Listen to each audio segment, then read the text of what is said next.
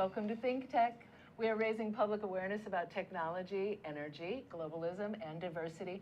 This show is Center Stage. I am your host, Donna Blanchard, proud managing director of Kumukuhui Theater. We are coming to you live from Pioneer Plaza in downtown Honolulu, very near Kumukuhui Theater. My guest today is Paul Jackson of the PJ Sports Radio, and he is also a host of PJ Sports here at ThinkTech. Now, if you're a regular of my show, you may be wondering why I have a sports person on here, because if you're a regular of my show, you probably don't watch a lot of sports, and you probably don't understand why people watch a lot of sports. Neither do I. That's why we have Paul here, because we're gonna pick around in that brain of his and try to figure out what is going on, what his process is. And I bet we find out that it's artistic. Without further ado, welcome, Paul. Thank you, Donna, for having me. It's my pleasure to be here, and I don't know how much you're gonna be. Have I made you nervous already? Yeah. Okay, well, it's. I don't know how much you're gonna pick my brain on sports, but I hope it ends up making sense. Okay. So that's what I'm trying to say. It will, and here, Okay. there's a couple milestones already that we can talk about. Last week was my 100th show with my guest I was Jay remember Fidel. that, Okay, yes. so this is the start of my second century of shows. This is the Okay. 101st show, Okay. and we're going to toast that with a glass of wine. All right. Awesome. Cheers to Center Stage. Let me ask you a question before I drink. It's just Tell- cranberry juice, right? Yes, it's just cranberry juice. No, it's Merlot. So let me ask you this. Okay. First of all, let's start off with what is going on in your life right now that is sports related? Well, like you said earlier, I have a show here on ThinkTech every Tuesday at 12 o'clock noon, and then I also do a weekly sports update that's shown, throughout the week.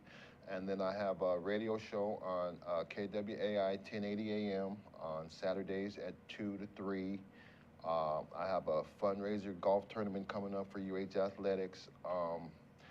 We're just ironing out all the details on that, and we're going to start promoting that probably by the end of the week.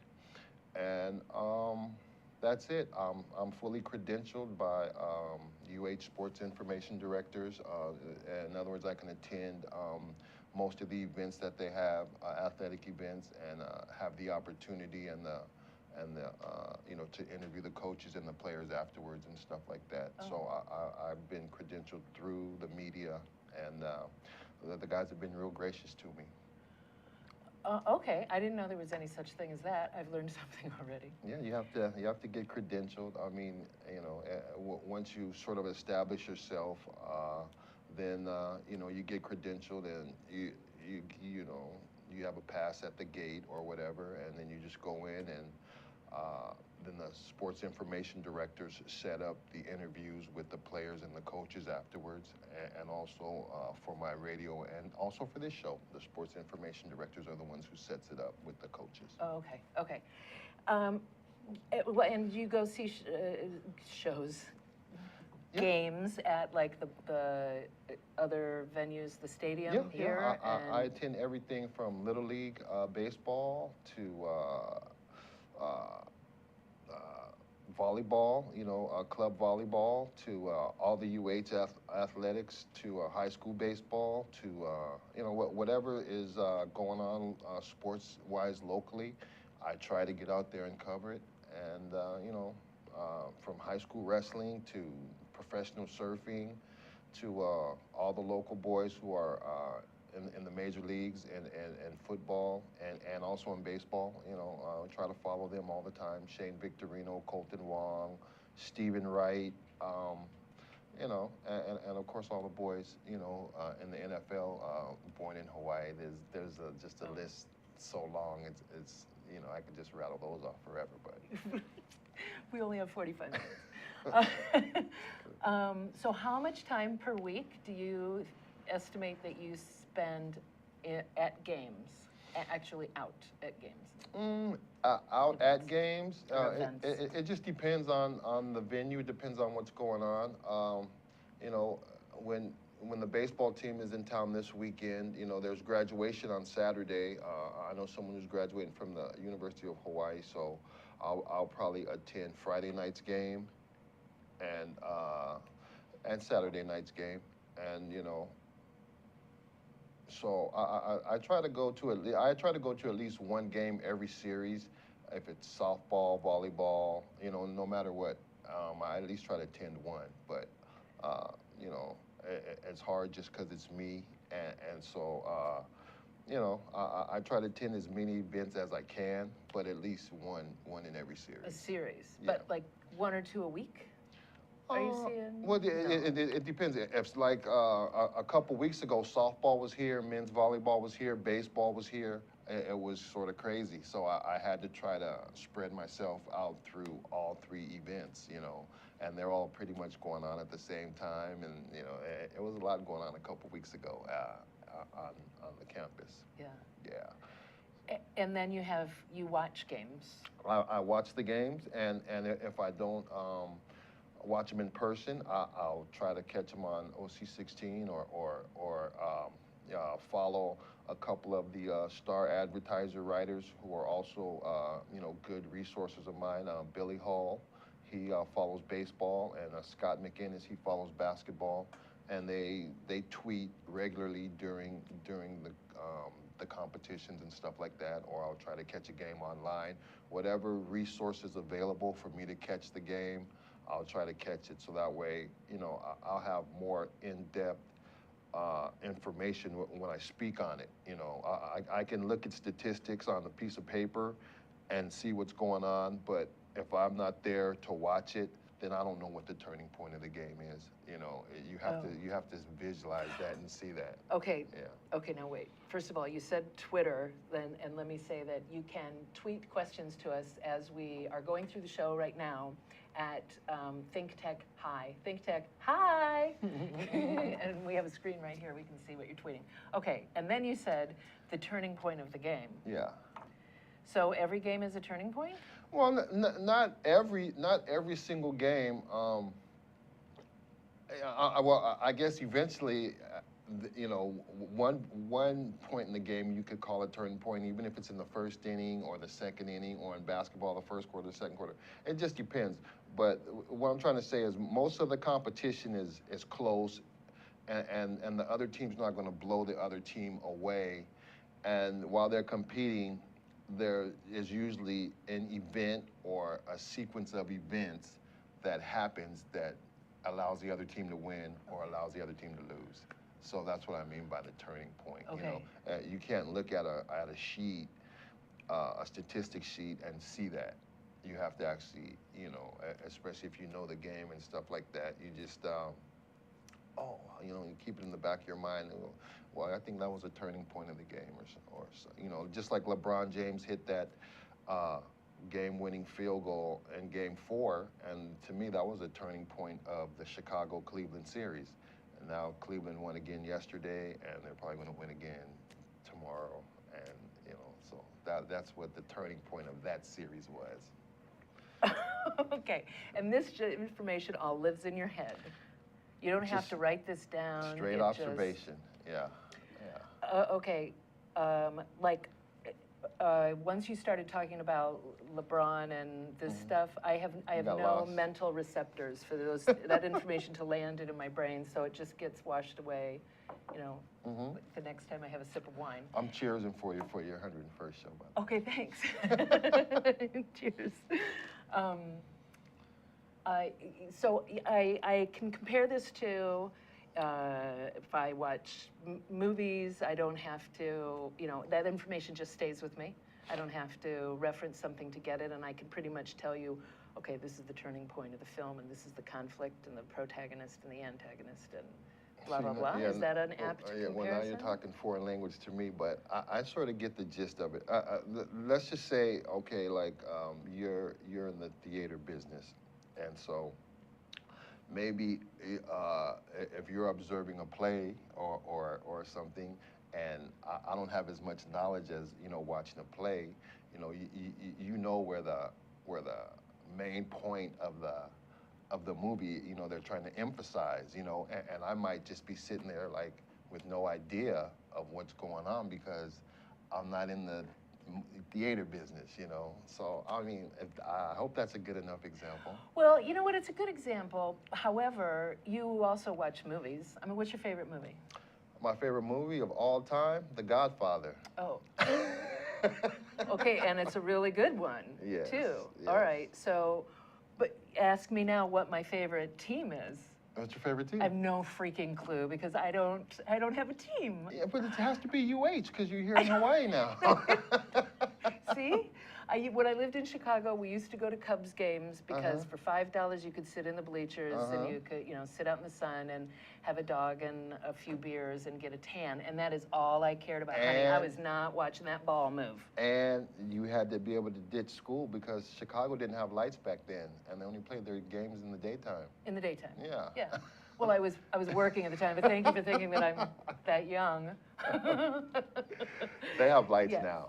Yeah, we were always going to day games. We'd go like to a Saturday. Yeah, they just barely got lights about 10 years ago. But I could give a rap about you know, it was, I lived in Chicago when the Bulls won all of the championships. And it was very cool for a brief period in my life, I can remember going to work and getting in the elevator in the morning and there's, you know, other people in the elevator and I said, did you see that shot Pippen made? And everyone was like, oh my God, blah, blah, blah, blah, blah. But that's all and I like rehearsed that before I went in. Oh, my God. So you're telling me you know more about Oprah than you know about Michael Jordan? Yeah. Okay. Come on. Yeah. All right. You're telling me you know more about Michael Jordan than Oprah? Probably. Okay. I mean, Oprah's a public figure, and she does a lot of good in the community, but, you know, Michael Jordan, he's a superstar. You know his stats, and I'd like to talk about stats and that stuff because I've heard you talk before about, like, when a baseball player comes up to bat, he knows certain statistics. Oh, we're coming up on our first break. Okay. But when we come, okay, well, we can talk about it really quickly now. Okay. You mentioned that he knows that this is what's going on, and his odds are that what the pitcher's going to do that, and this is what's going to happen, right? Can you talk about that? From a baseball point of view, as far as a batter's concerned, I mean, that's probably the single most difficult thing to do in all sports is hit a ball coming 90 miles an hour, you know, besides golf.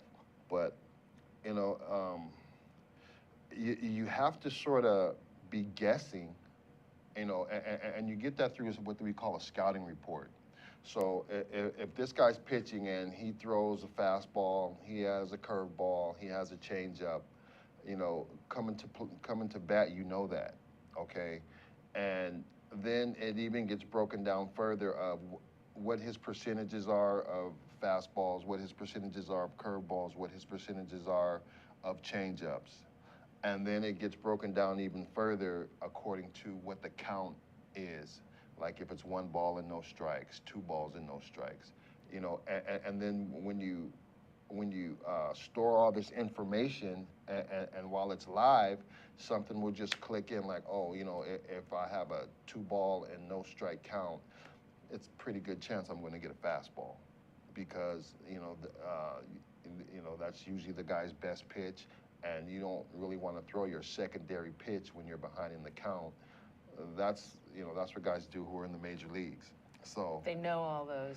Yeah, it's just, you know, it's hard to explain, but, you know, through the scouting reports and through knowing what, you know, what your strengths are and what his strengths are and his weaknesses, you know, you can break it down and have a pretty good idea or a clue about what pitch is coming, depending on the count, depending on, you know, your scouting report, depending on the situation, depending on who's on base. You know, it's all this information just gets calculated like within a blink of an eye.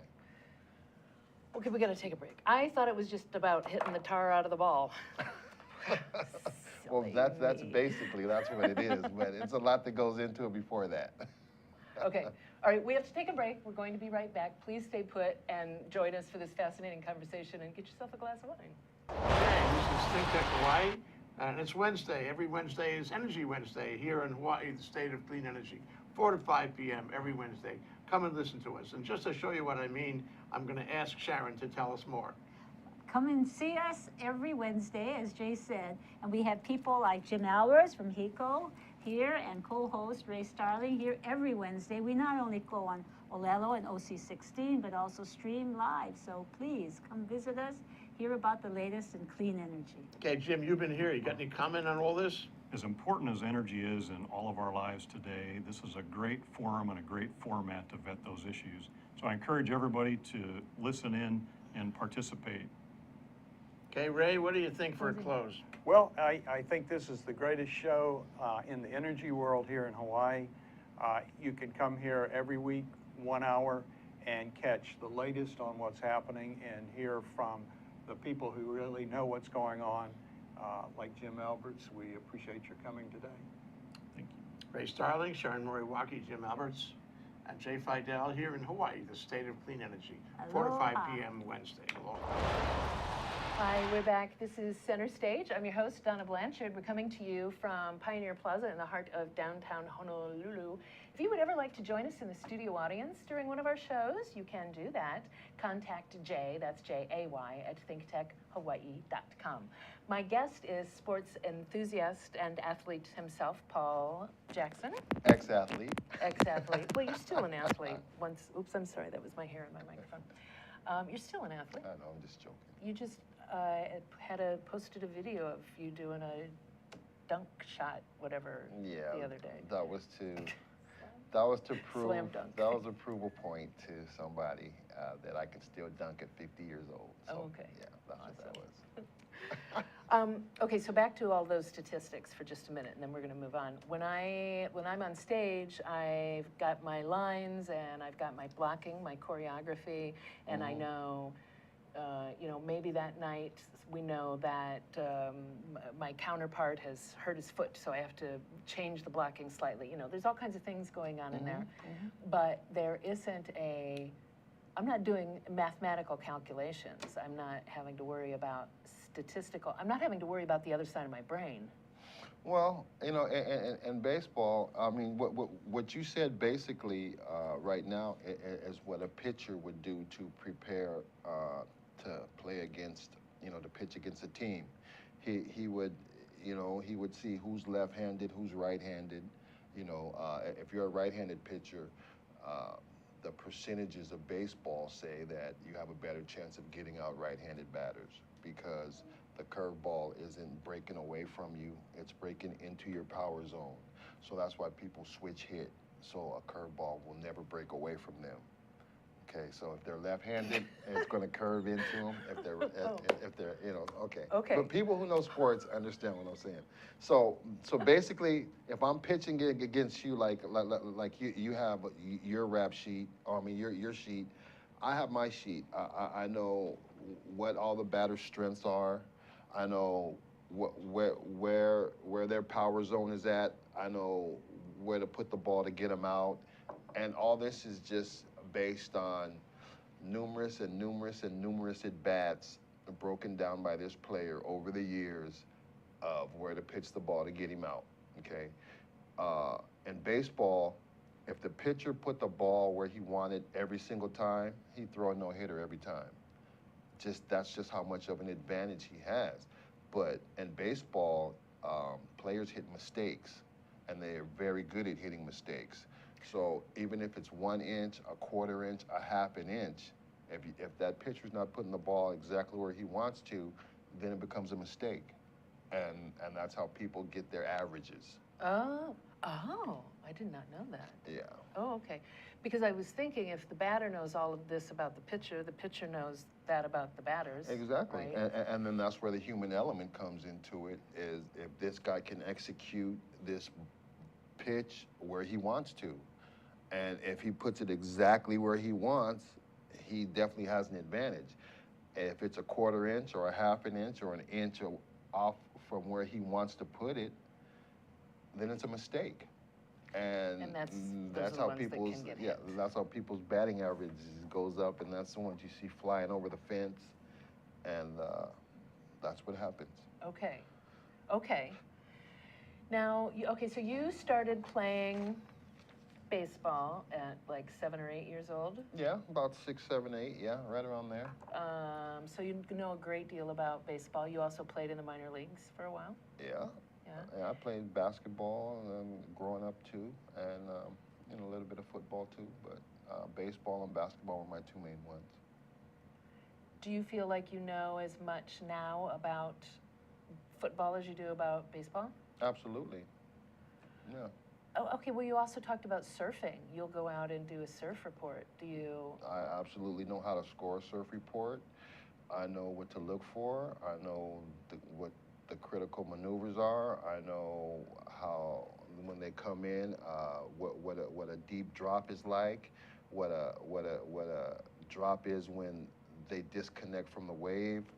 I've learned how to score surfing competitions over the years. You know, as far as cutbacks and how much water they're throwing out the back of the wave, just through observation, you know. And so, yeah, over the years I've learned, I mean, I know what a good wave ride is and what's not up to par. Okay. Just from covering it. Just from watching a lot of it. Well, again, covering it also. You know, when you cover it, you have to understand why this guy got a 9.8 and this guy looked just as good, but he only got a 9.1. It's because Aloha, welcome to you ThinkTech. know, the technical difficulty, the smoothness, you know, and just small little things that the judges look for, and you know, that determines the score. It's a very competitive. You know, surfing is very competitive too, and people who don't know or don't know how to judge or how judging is done, you know, they wouldn't be able to tell what the difference between a 9.7 and a 9.11 is, just because they don't know. So you're telling me that surfers know, I don't mean, you're telling me that surfers know about all this minutia of scoring when they're... So surfing is like it's like a strategic battle, okay? Because if you're a pro, especially in surfing, everybody already knows that you can shred, and that's a word that they use, which is surf real good, you know, and you know, so Okay. if you're already at that level, then it becomes, you know, you know, it just becomes a chess match, you know. Mother Nature controls the waves, but your sense and your feeling of how waves are going to break and stuff like that gives you the advantage if you've been there, if you've seen them before. You know, it's just so much small little stuff that gives you an advantage or disadvantage in surfing that, you know, the average observer wouldn't be able to tell, you know. If the waves are coming southwest or if they're coming northeast, you know, just all kinds of little stuff like that. Yeah. The surfers have all that locked into their head, and when they're in the middle of competition, they're not thinking about all that. That's like pre-stored information. So they're just feeling it. Well, yeah, they're observing it, they're feeling it, and then when the time comes, they just rush it, you know, but with all that information in the back of their mind, though. Okay. Yeah. Okay, so Paul? On top of worrying about having to be killed if you get, you know, crushed by a wave. Yeah, Yeah. or a Yeah. shark. Yeah, or a coral, or Yeah, coral. Paul, why do you like all of this stuff so much? There's no reason. I mean, ever since I was young, you know, I used to listen to Vin Scully and the Dodgers with my grandmother and my father, who have both passed away. But I used to always go to my big mama's house, and she was old school. She was like so far ahead of her time. Like back in the 70s, late 70s and early 80s, she used to have the TV on in the kitchen, and then she used to have the baseball games on in the living room, and then she used to have another game on in her room. And that was before cable, when you only had ABC, NBC, and CBS. and one of them would always be on The Wheel of Fortune, okay? Oh. And the other two would always be on sports. So, my grandmother was definitely the pioneer for that. And when I just always have memories, even sometimes of me and my dad listening to the Dodger game, and then I would look at him and say, let's go over to Big Mama's house and watch the end, And then we would hop in the car, because she's the only one who had color TV back then. I'm showing my age, I know, but then we'd hop in the car, which was not too far away, and we'd drive over and catch the end of the game in my Big Mama's, little in the living family room room and stuff like that. And so, that's my memories. And my dad always told me, like, I would just be watching the game, and it still happens to this day. I'll be watching the game, and I'll say something, and then 3 or 4 seconds later, the announcer will say the same thing. But I've been doing that since I was a little kid, and I don't know where it came from. I don't know. I don't try to do it, but it just happens. And I've always enjoyed sports. I've always enjoyed the spirit of competition. I've always enjoyed watching athletes, especially my 4 older brothers who set the tone for me when I was growing up. My oldest brother, who's passed away, he was a track star. My brother Michael, he's the one who brought me out here to Hawaii. He had a basketball scholarship to Hawaii Pacific College, and he's been out here ever since. Okay, my brother Van in Louisiana, he had a full ride scholarship to a college in Missouri as a basketball player. And so, I just learned from all of those guys, and it's just a part of me. It's a part of family for you too. Yeah, then. yeah, it is. I mean, I had an uncle, James Porter, who played in the Negro Leagues. My dad's stepbrother, and so sports has been, I've been involved in sports my whole life, pretty much. So. Okay, so here's something that I've always had a hard time understanding. Like, I will watch The Godfather, and by the way, 1, 2, or 3, which is 1 your and favorite? 2. I Okay. like 1 and 2. Yeah. Yeah, 3, I could have done without. It's too Hollywood. Don't cast your daughter. Don't cast your daughter. Don't do it. Yeah. Yes, I agree. But I don't jump up and down and go, yes, or why did you cast your daughter? I don't do that. But when Right. people watch sports, they will do that in a public place. Well, I see it at Murphy's all the time. I'll tell you this. Every kid growing up, especially a boy, no matter what they end up doing, they want to play football, they all want to be a football player, a basketball player, a baseball player, a soccer player.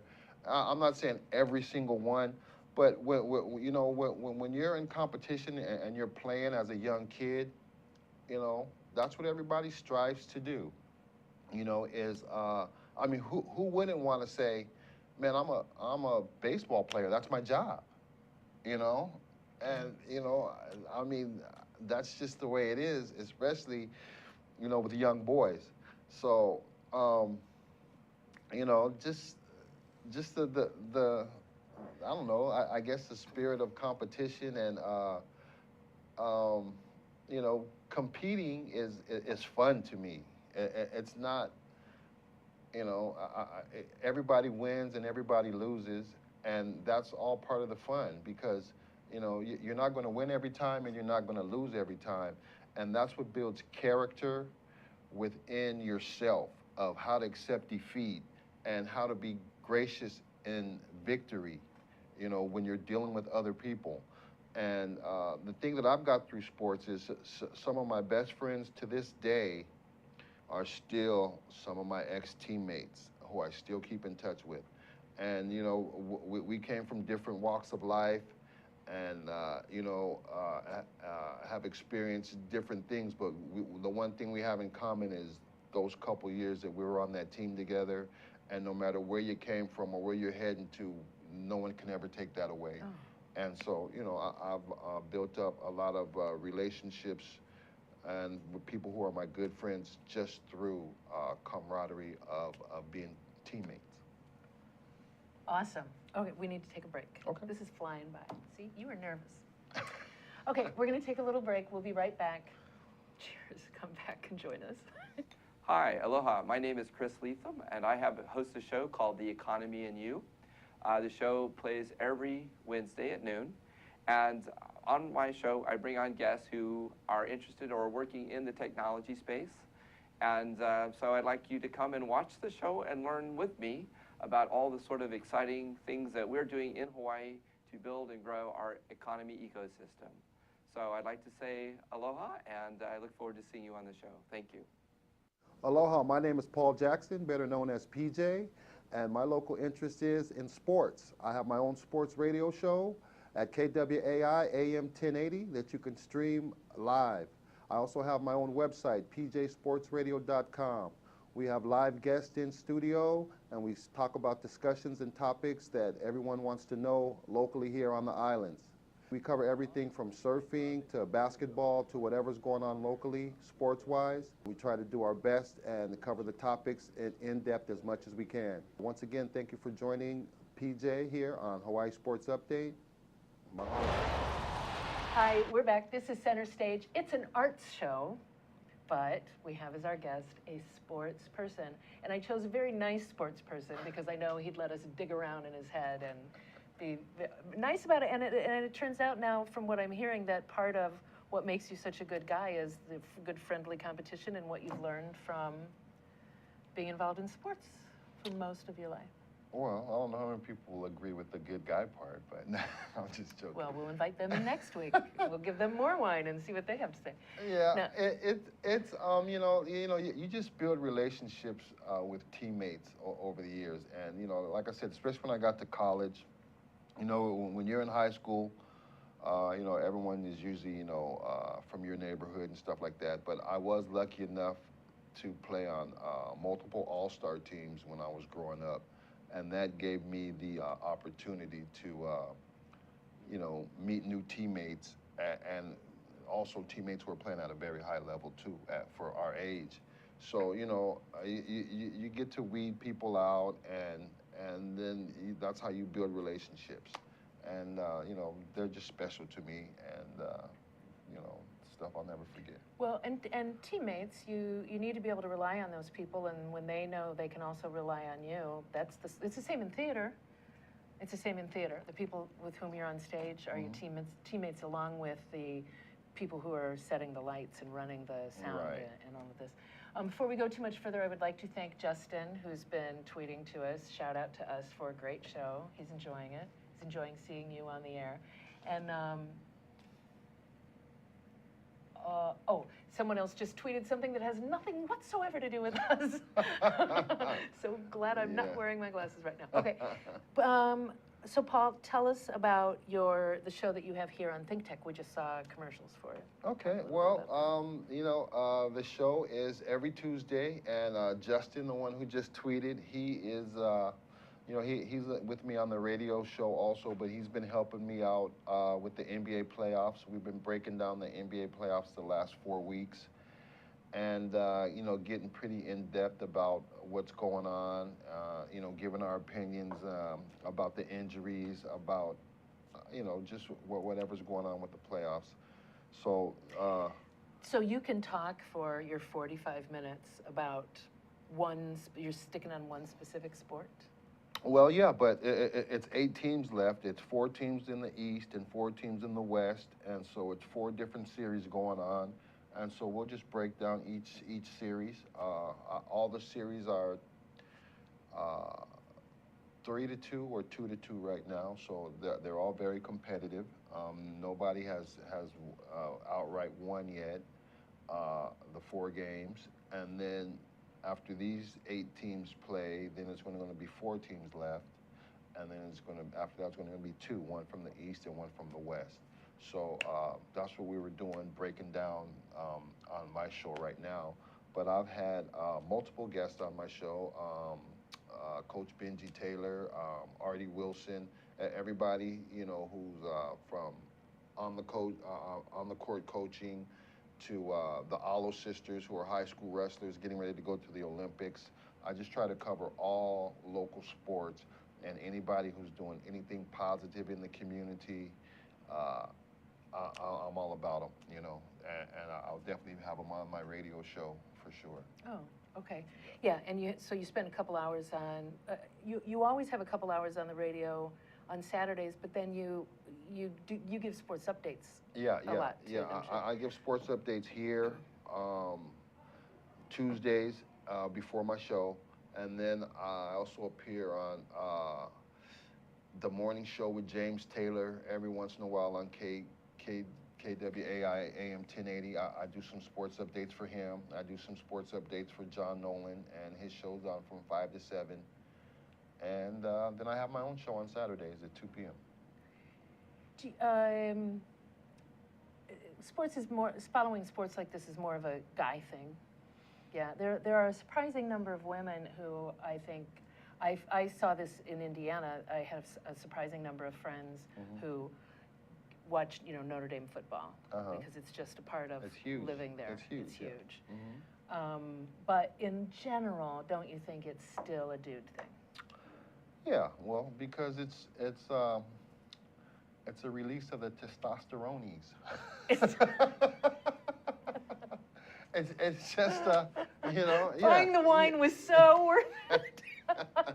Yeah, it's a man thing, Is that the jumping up and yelling part of it? Well, the jumping up and yelling part is, it's a man's own, like they really wish it was them, I mean, they get into character, and they might remember when they were in the 5th grade, and they scored a touchdown, or something like that, and it's just a memory that they hold on to, and they just hold on to it and hold on to it, and then they can relive that memory through this guy.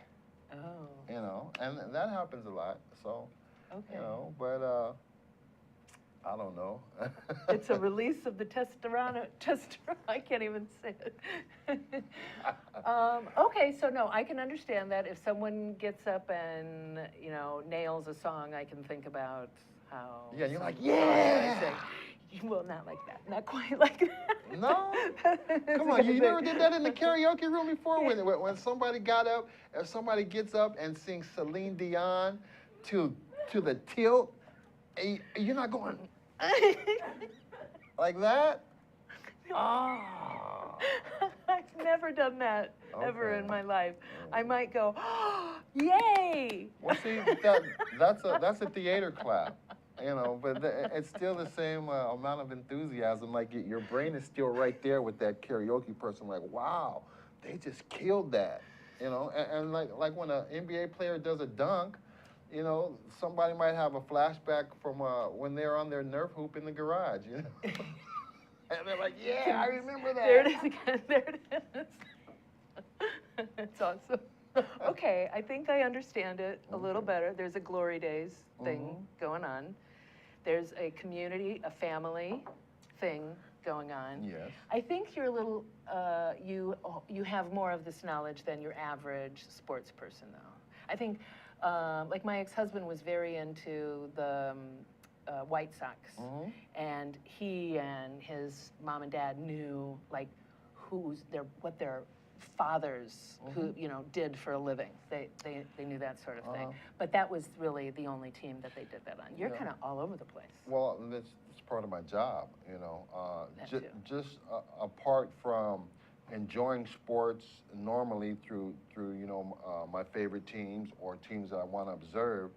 I've had to do research on multiple people and multiple subjects, and so that's why I think the knowledge is deep, just because it's my job. I mean, even if it wasn't my job, I would have in-depth knowledge on certain things that I chose to, but when you try to cover everything and report everything, well, then you have to go get that knowledge, from wherever it's at, or else you won't, you won't sound credible. Oh, yeah, a lot of research goes into Right. what you do. Oh, and I know that you spend a lot of time, pages of notes Yes. before you interview someone. Yes. okay, I really eventually want to spend some more time learning how to do that, but You just got to get pumped I up. just gotta figure out how to get pumped Okay, up on it. who's your favorite? Who's your favorite singer? Not Celine Dion. I just Okay. couldn't bring it for that, no. Okay, well, But- if your favorite singer walked into a karaoke bar that you were at and sang your favorite song to the tilt, better than the artist, you would be pumped up, right? I would, but it's a different reaction. Yeah, It's just, no, because I'm a girl. Yeah, well, sports guys just, So I don't, you know. because this doesn't have any, what is that? I have no muscle But- memory to make me do that. Yeah. Yes, That's the same thing. yes, I might do a high five. Yeah, there you go. Something like that. When I went to see David Bowie when I was very, very young, his Serious Moonlight tour, Now I sing that. Now I can sing David Bowie in karaoke. we're going. Hey, hey, hey, hey. We're going to take the rest of this bottle of wine over crazy karaoke right now. Okay, we got to wrap up. This has been fun. This has been, you know what? I Thanks didn't for think. having me. Well, yeah, thank you for being here. I really didn't think that I was going to come out really having a better understanding of this, but you walked me across that bridge, Paul. Did I bring some knowledge to a little bit of understanding about how the sports mind works a little bit? Yeah. Oh, You okay. did. Well, if I did that, then I feel very good about You today. did. You did very well. And when Bowie walked out on stage, I Mm-hmm. cried. I didn't go, yeah. I had like spontaneous tears. It Well, took me by surprise. that's the same reaction. You know, sports people just get pumped up. You know, when you see David Bowie, you cried. But was pumped up. it's still like a reaction. You know, it's an emotion that you had to let go. And you know, Right. and when people cheer and see their team doing good, you know, that they cheer for them. And Yeah. you know, in the theater, when people see professional shows and they respect the way that they act and whatever techniques that they're using that I have no idea about. That's the next show. You're going to have me on. Okay, there we go. But you know, it's all the same. And what I'm trying to say is, people recognize good work, whether it's on the athletic field or in the theater. We both know the technicalities that it makes to pull off something that looks nice Yeah. and proper. And you celebrate it in your own way, Yeah, whether or not you have testosterones. yeah, yeah. It depends. Okay, No, thank you other so than- much all for right. being here. We got to wrap up. Thank you very much for being here. We really appreciate it. I hope you've enjoyed this show. It's very different. I would also like to thank a few other people. Zuri Bender, our studio engineer, who is in my ear.